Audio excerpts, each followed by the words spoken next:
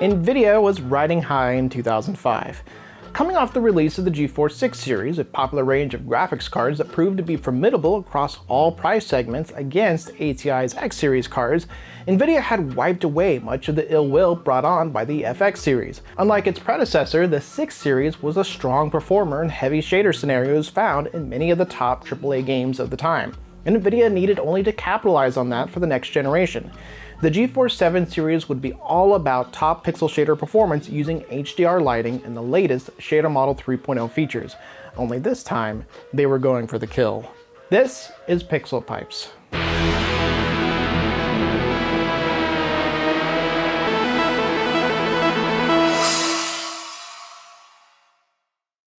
PixelPipes is made possible with the support of viewers like you. Check out our newly launched PixelPipes Store, where you'll find lots of official merch, including our new Maximum Rage tee, tailor-made for fans of obscure and highly flawed retro hardware. Click the link in the description below and help support the content you enjoy here at PixelPipes.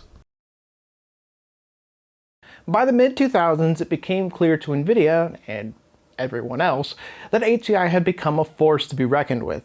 As good as the GeForce 6800 Ultra was, being as much as 8 times faster in shader performance over its FX 5950 Ultra, it was still overall slower than ATI's Radeon X800 XT Platinum Edition, a loss which only grew over time, as I've shown in my previous card battles video.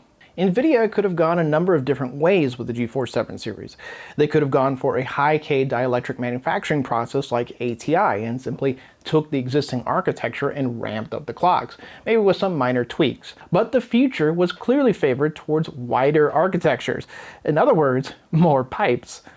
It wouldn't be a true next-generation successor unless the GPU was beefier, larger, and more advanced in ways beyond just high clock speeds. So that's in fact what they did. Released near the end of June 2005, the new $600 flagship graphics card would be known as the GeForce 7800 GTX, dropping the ultra suffix of the last several generations.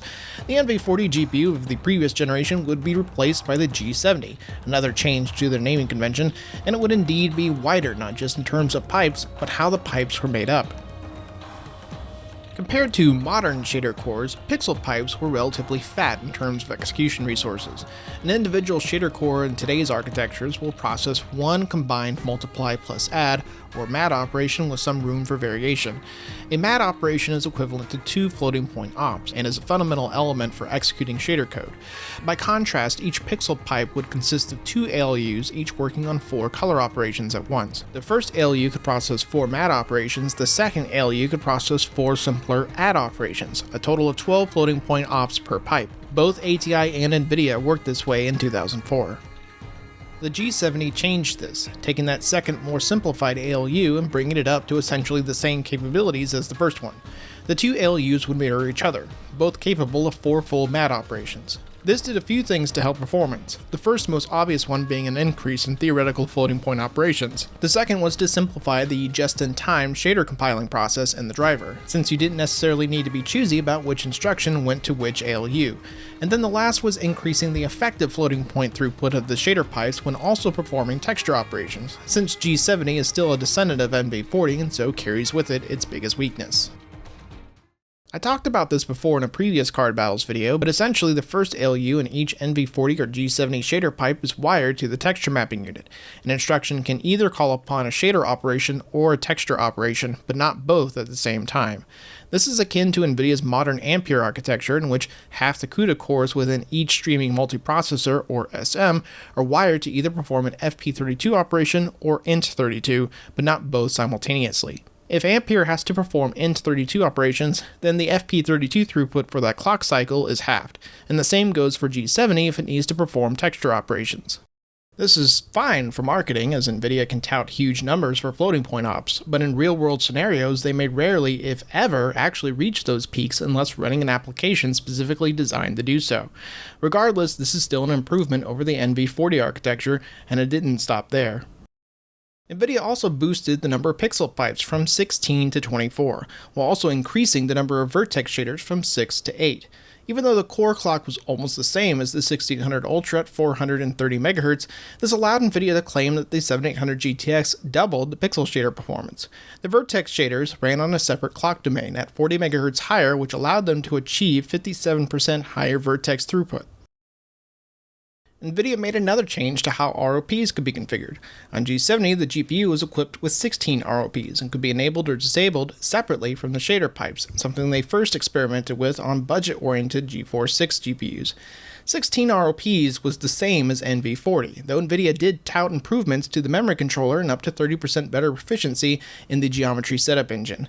Memory bandwidth, still using GDDR3, was only marginally increased from 1.1 GHz to 1.2 GHz, offering only a small boost bandwidth.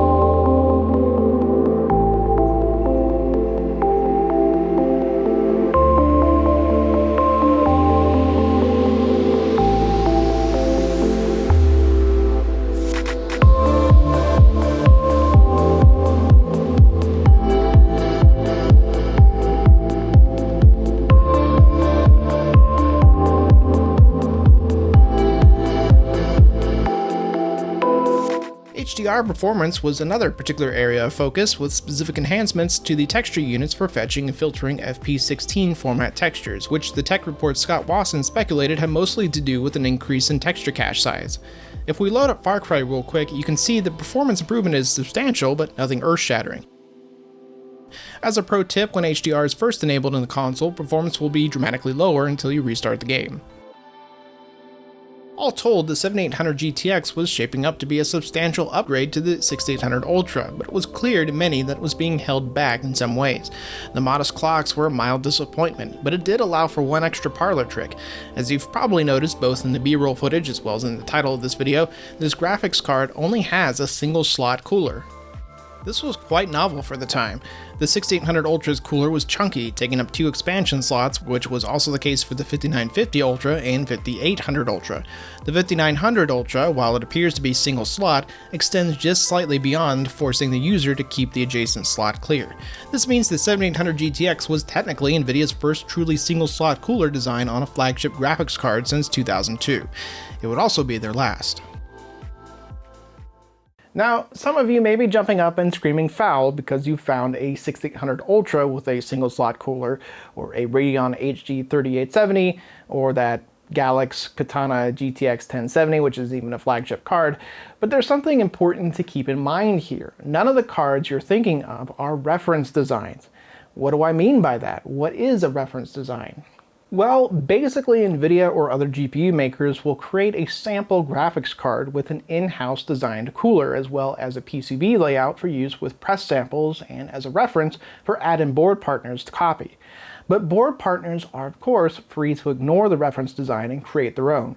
A reference design may not always be the best cooling option possible, but it has to be validated by the chip maker to be sufficient for running at their stock specifications under various conditions. And it's this reference design that essentially establishes the stock look of any graphics card. It's important to note that reference designs go through very stringent testing in order to ensure they'll be usable in a wide variety of scenarios. They can't just be good enough. They have to be able to deal with hot and cold environments, humid or dry environments, and be durable enough to withstand being shipped all over the world. This is why it's so remarkable that they were able to achieve the performance improvement they did with the 7800 GTX, and while still only taking up a single slot. And it's quieter than the dual slot 1600 Ultra cooler to boot. But what about that performance? How much faster is the 7800 GTX over its predecessor really? Well, here's a quick head-to-head between the two, using an overpowered CPU as always. Generally speaking, performance scales higher the newer and more complex the game is, especially when AA and AF are considered, which isn't too surprising. But in some cases, the 7800 GTX with anti-aliasing and anisotropic filtering enabled performs nearly the same, or even a little better than the 6800 Ultra without AA or AF. Across the 7 games tested without AA and AF, the 7800 GTX performed 46% better on average, with an even better 54% higher performance and 1% lows. This average would certainly increase if you focus solely on games from 2005 or newer. With AA and AF enabled in the 5 games tested with it, we see 47% better performance on average over the 6800 Ultra, with 1% lows showing a 46% increase.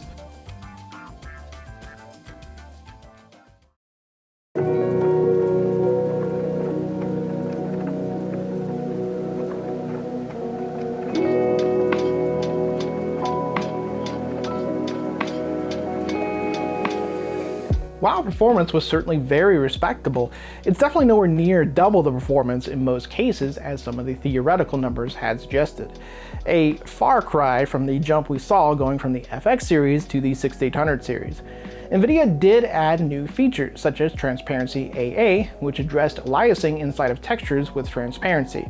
However, they backported this feature to the GeForce 6 series later on. They did not backport gamma correction for AA though, which allowed for more color accurate edge blending. Pure Video, which was NVIDIA's hardware acceleration for video decoding and deinterlacing, was also upgraded to support HD content. But NVIDIA clearly wasn't done. If NVIDIA could perform this good using a single slot cooler, what could they do when they strapped on a balls out dual slot cooling solution? That remained to be seen, as NVIDIA awaited a response from ATI in their X1000 series cards before they'd make their next move. It was a smart strategy.